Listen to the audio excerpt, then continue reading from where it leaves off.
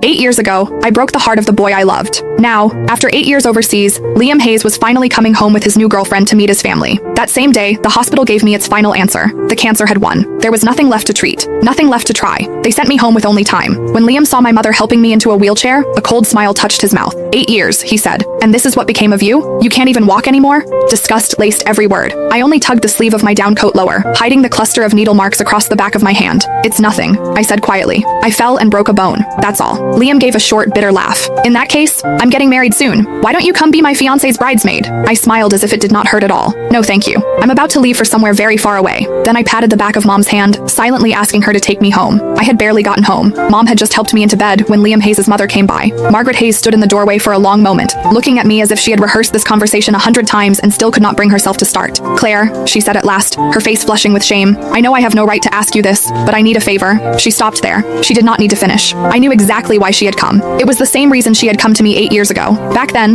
the moment Margaret found out I had cancer, she rushed into my hospital room in almost the same state she was in now. I had not even had time to process the diagnosis. I was terrified, crying so hard I could barely breathe when she dropped to her knees in front of me. Claire, I'm begging you. Please don't drag Liam down with you. He's just been accepted into a program overseas. If he finds out you have cancer, he'll never agree to leave. You and Liam have known each other your whole lives. You've loved each other for so many years. So please, for my sake, let him go. Break up with him. I've arranged everything. I found a boy to help. All you have to do is pretend to kiss him downstairs. Let Liam see it. Make him believe you betrayed him. Then break up with him. That's all. Because of those words, the first thing I did after being diagnosed was not schedule more tests or begin treatment. Instead, I put on the coldest face I could manage, pretended to cheat, forced Liam to hate me, and drove him out of the country without mercy. Sure enough, a second later, Margaret looked at me with guilt in her eyes. Claire, please don't blame me. I had no choice. Liam's girlfriend now was his classmate overseas throughout graduate school and his doctoral program. They're perfect for each other. I really don't want to ruin such a good marriage. You know Liam, he adored you when you were kids. If he finds out the truth about what happened back then, I'm afraid, her voice shook. I'm afraid he'll throw everything away again. So could you stay away from him for a while?